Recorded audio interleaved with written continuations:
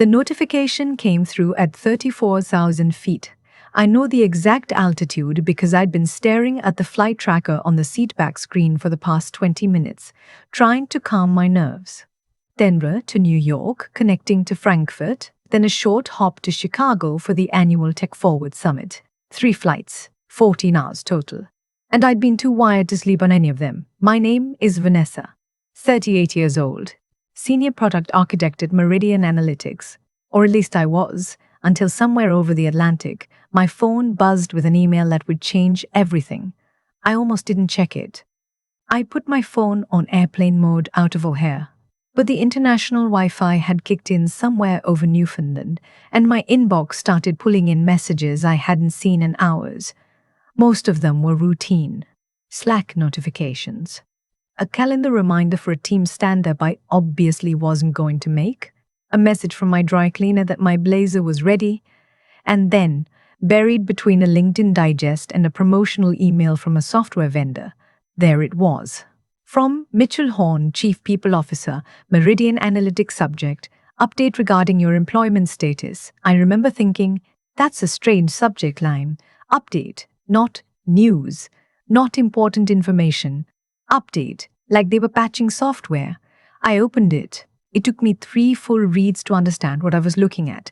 The language was dense with HR euphemisms, strategic reorganization, workforce realignment, the difficult decision to eliminate your position effective immediately. There was a paragraph about COBRA benefits, another one about the return of company equipment, a number to call to discuss the transition process. My position was being eliminated, effective immediately, as in right now. As in, I was currently 34,000 feet in the air on my way to keynote one of the most important technology conferences in the country, and I no longer had a job. I sat there for a long moment. The woman next to me was watching something on her tablet with headphones in. The cabin lights had been dimmed for the overnight portion of the flight. Everything was completely, absurdly normal around me. I read the email a 4th time, then a 5th. Then I pulled up my company laptop, still connected, still working, my credentials hadn't been revoked yet, and I went looking for answers. Here's what you need to understand about what I'd built at Meridian. For the past 3 years, I had been the lead architect on something called the Clarity Engine. It was a predictive analytics platform designed for mid-market healthcare systems, hospitals and regional networks that couldn't afford the enterprise-tier solutions from the big players but were drowning in data they didn't know how to use. My system could ingest patient flow data, staffing patterns, supply chain logistics, and produce actionable recommendations in near real time. We had a working beta, we had pilot clients, we had early results that were genuinely remarkable.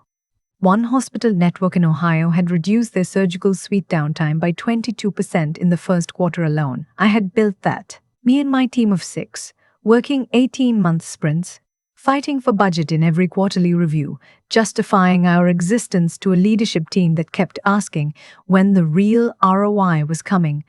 The Tech Forward Summit in Chicago was supposed to be our moment. The moment when I stood on that stage and showed the entire healthcare technology industry what we'd done.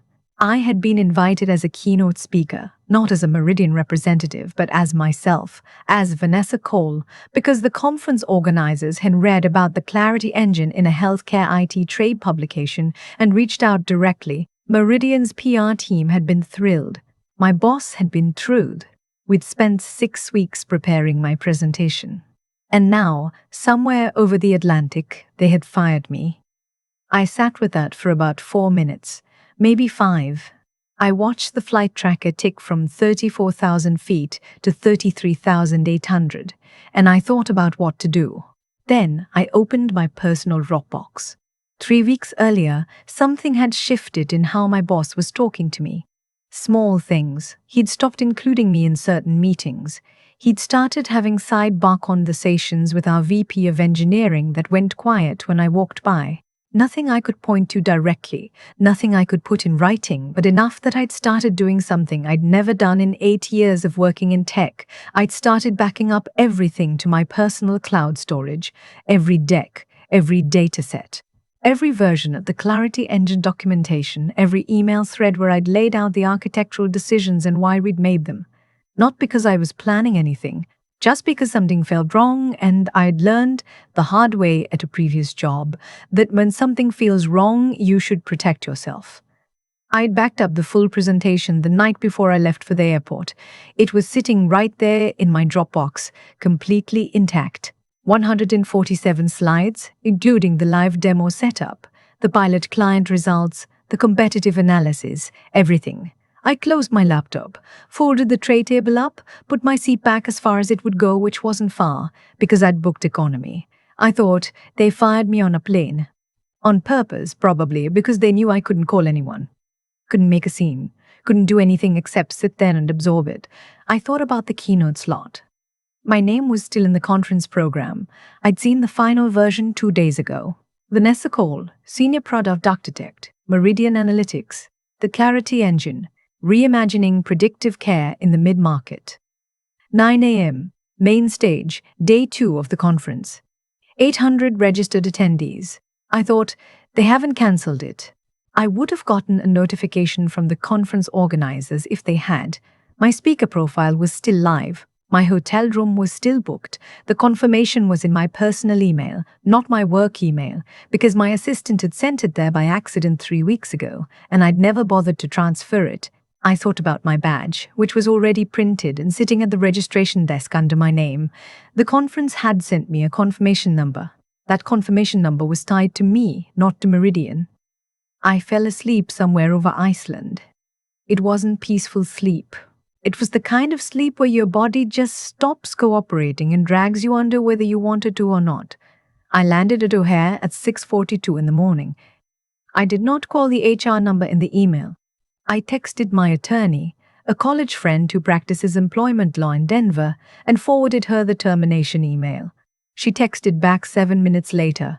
Don't call them. Don't reply. Send me everything. I did. Then I took the blue line to the Marriott on Michigan Avenue, where my room was still reserved under my name, and I checked in. The front desk clerk handed me a key card. She didn't know I'd just been fired. She didn't know I'd just been fired. She didn't know anything except that I had a reservation and a credit card.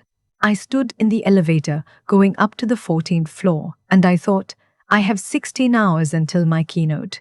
What am I going to do with them? I'll tell you what I did. I called room service and ordered coffee and eggs. I opened my laptop, I opened my Dropbox, and I spent the next 11 hours rebuilding my presentation from the ground up. Not because the original wasn't good. It was good. But it had been built as a Meridian presentation to showcase Meridian's investment, Meridian's vision, Meridian's future roadmap. I didn't work for Meridian anymore, so I rebuilt it as something else. I rebuilt it as the truth. Let me explain what had been happening at Meridian for the past 4 months, because I only pieced it together fully that day in the hotel room, going through every document and email thread I'd saved. In February, the board had brought in a new chief technology officer, a man named Horn's friend, from what I could gather, which probably explains the timeline. This new CTO had looked at the Clarity Engine and decided that we were moving too slowly. He had proposed what he called an accelerated delivery model, essentially stripping out the more sophisticated predictive components of my system and shipping a much simpler version that could be demoed to potential acquirers within 90 days. The goal wasn't to build a great product anymore. The goal was to make the company look attractive for acquisition. The simpler version had been assigned to a different team, a team I'd never met, and they had been building it for 4 months in parallel without telling me. I found this out because 3 weeks earlier, when I'd started backing up my files, I had also started paying closer attention to internal documentation I had access to. Technical specs, architecture reviews, things that crossed my desk as a senior architect. And there it was, buried in a document labeled Project Helios V2, a stripped-down version of everything I'd built, with the sophisticated modeling removed, rebranded with a different name, no attribution to my original work. They had taken 3 years of my architecture and simplified it into something that would run faster demos for investors. And then they had eliminated my position, Probably because they didn't need me anymore to explain it, and probably because I would have asked uncomfortable questions. I had documentation of every architectural decision I'd ever made. I had time-stamped version histories. I had the pilot client results. And I had, right there in slide 89 of my original deck, a side-by-side comparison of the full Clarity Engine performance metrics versus what you'd get from a simplified version. A comparison I'd originally built to argue for the more sophisticated approach internally. It was all sitting right there. I updated the slide. I made the comparison clearer. I added a column. At 7 p.m. I ordered more room service, a burger this time. I ate it standing up, staring out at the lights on the lake. Then I went back to the laptop and kept working. I want to be clear about something. I was not trying to blow up Meridian. I was not trying to destroy anyone's career or tank an acquisition. I am not that person. I have never been that person. What I was trying to do was tell the truth about a piece of work that was mine, that I had given 3 years of my life to, and that was about to be presented to 800 people in a version that had my architecture underneath it, but my name nowhere on it. That is what made me angry. Not the firing, or not only the firing, the erasure. The idea that they could take the thing I built and present it as their innovation while I sat at home filing for unemployment. I got 3 hours of sleep. I was up at 5:30, showered, dressed in the blazer I'd thankfully had the foresight to pack, and down in the lobby getting coffee by 6:45. The conference registration desk opened at 7. My badge was there, exactly as I'd expected. Vanessa's call, keynote speaker. The volunteer who handed it to me had a clipboard with a list of names, and she checked mine off without looking up. I clipped the badge to my lapel and walked into the convention center. Now, here is where it gets complicated. I want to tell you that I was calm. I was not calm. I was walking through a convention center on no sleep, carrying a laptop with a presentation that was going to change the terms of every conversation in that building. And my hands were shaking slightly, and I kept having to remind myself to breathe normally. I found the backstage check-in area for speakers at 7:45. There was a production coordinator there, a young woman with a headset who had a tablet with the day's schedule. She looked up when I walked in. "Vanessa call?" she said. "That's me," I said. She made a small notation on her tablet. "Great. We actually got a call from Meridian last night about your slot." My stomach dropped exactly 3 inches. "Oh?" I said, and I am genuinely proud of how neutral my voice was. "They wanted to confirm you were still presenting," she said. Something about a scheduling question on their end. I told them we hadn't heard otherwise from you directly, so you were still on the program. She smiled. "You're still on the program?" I want to tell you I understood in that moment exactly what had happened. Whoever at Meridian had remembered after the fact that I was the keynote speaker had called the conference to try to pull my slot, but had framed it as a scheduling question. Probably because they weren't sure what they could legally do. And the coordinator, bless her, had used the right standard. She hadn't heard from me. I was on the program. "Perfect," I said. "Thank you." She handed me a bottle of water and told me where the green room was. I sat in the green room for 45 minutes. There was a man in there, a speaker for an afternoon panel on interoperability standards, who tried to make conversation. I answered in full sentences, but I have no memory of what we talked about. I was going through my slides one more time on my laptop. I was checking for anything I might regret. I removed 2 slides that I thought were too pointed, too clearly aimed at specific decisions rather than at the work itself. I wanted to be accurate. I did not want to be vindictive. There is a difference, and it matters. At 8:55, the production coordinator came to get me. The main stage at Tech Forward seats about 800, and it was full. I could see it from the wings, a sea of conference badges and laptops and coffee cups, the ambient noise of several hundred people settling into their seats. The intro slide was already up on the screen behind the podium, my name, my title, which was now technically incorrect, and the name of my presentation. The MC finished her introduction. I heard my name. I walked out. The lights are very bright when you're on a stage like that. You can see the first 4 or 5 rows clearly, and then it becomes an undifferentiated mass of faces. I had done public speaking before, smaller venues, internal presentations, a panel at a regional conference 2 years ago, but nothing like this. I set my laptop on the podium. I clicked to my first slide. Good morning, I said. I want to start by telling you something that happened to me yesterday. And I did. I told them. Not everything, not the legal details, not the names, but the shape of it. I told them I had been informed, mid-flight, that my position had been eliminated. I told them I had landed, checked into my hotel, and spent the day deciding whether to be here. I told them I had decided to be here because the work deserved to be presented, and because the 800 people in this room deserved to hear the truth about what it actually takes to build something meaningful in healthcare technology. The room was very quiet. I kept going. I walked them through 3 years of architecture decisions. I showed them the pilot data, the real data, from the Ohio Hospital Network, from the Regional Clinic Group in Minnesota, from the Specialty Practice Management System in Georgia. Numbers that had taken 18 months to accumulate and that showed clearly and specifically what a properly built predictive analytics system could do for mid-market healthcare providers. And then I got to slide 89. I want to show you something, I said. This is a comparison I built 8 months ago to make an internal argument for why it mattered to do this right instead of fast. The slide went up. 2 columns, full system on the left, simplified, accelerated version on the right, performance metrics, prediction accuracy, response time under load. The difference was not subtle. The system on the right, I said, will demo faster. It will look impressive in a 30-minute investor presentation. It will close a funding round or position a company for acquisition. I paused. It will also give a hospital network recommendations that are statistically 29% less accurate than the system on the left. In healthcare operations, 29% is not a rounding error.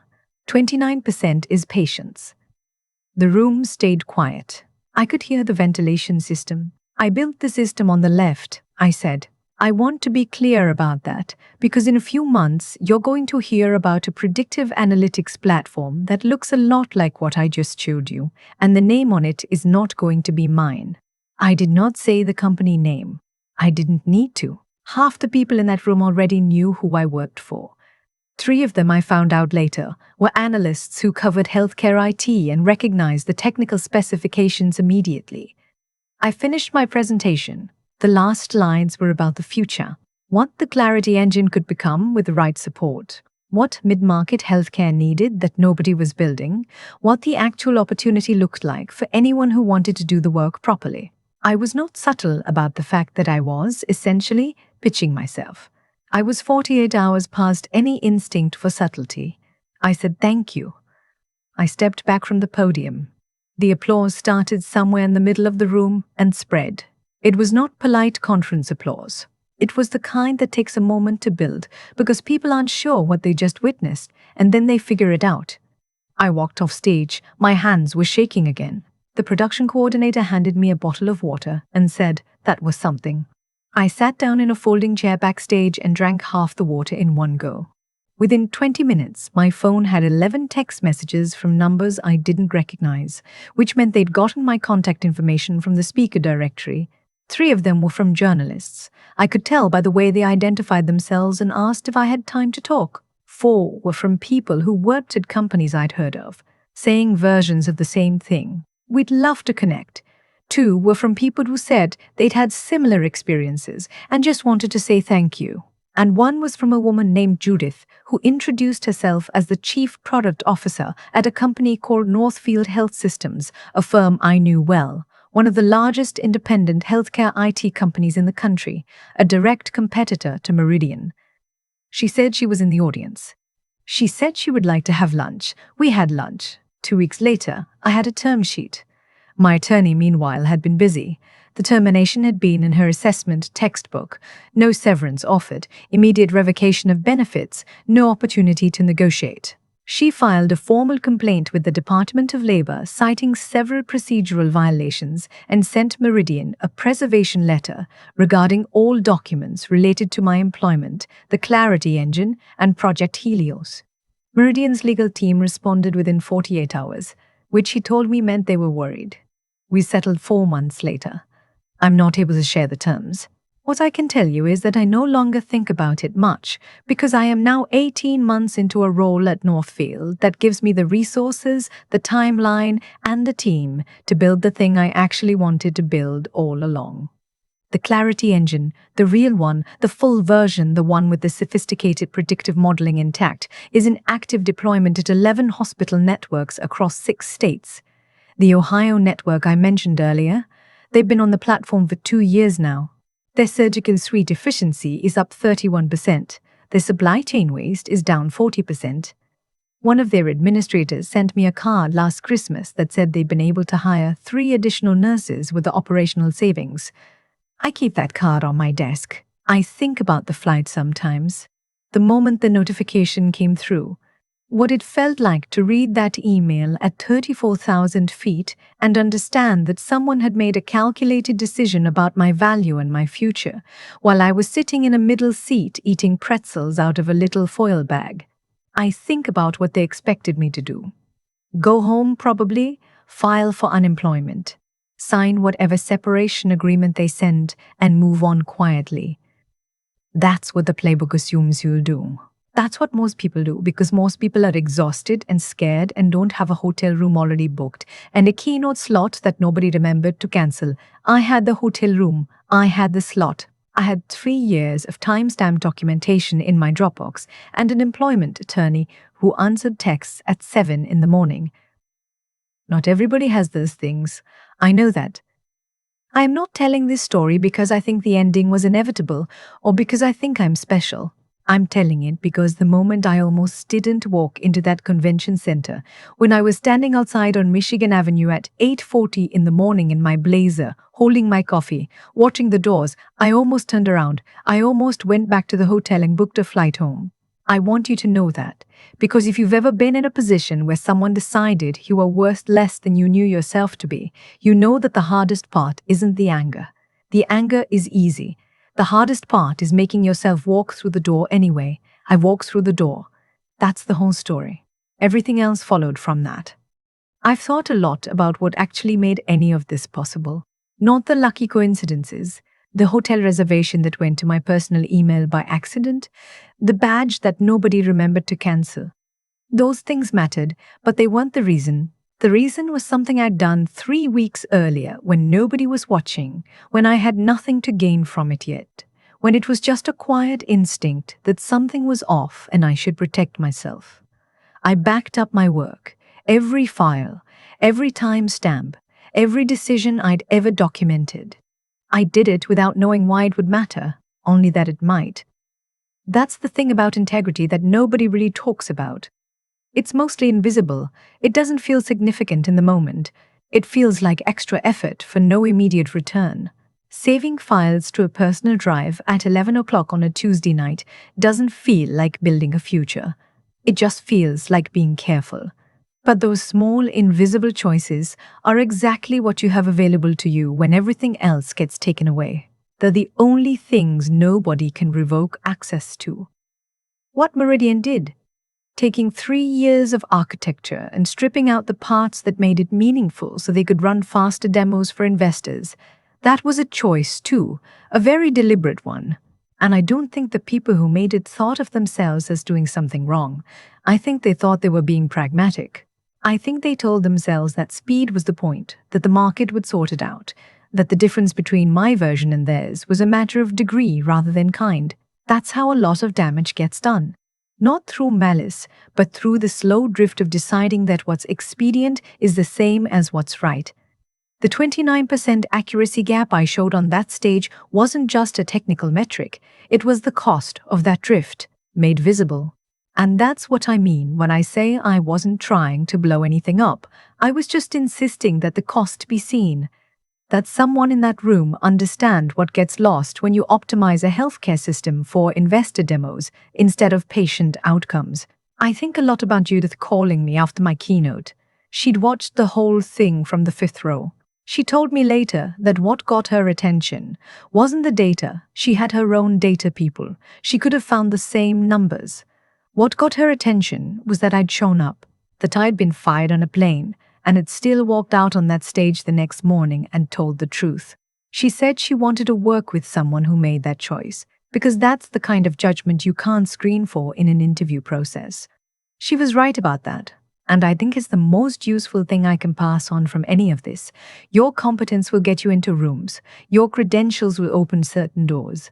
But what keeps you standing when everything falls apart, and something will always fall apart, is whether you've built the habit of doing the right thing when nobody's watching and nothing's guaranteed. That habit is the only thing that was actually mine in that hotel room at 5 in the morning, 11 hours of documentation spread across my laptop screen and my hands shaking and everything uncertain.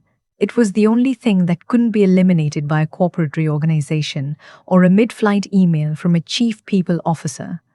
I walked through that door on Michigan Avenue because I'd been walking through smaller versions of that same door for years. That's the whole thing. That's all I've got.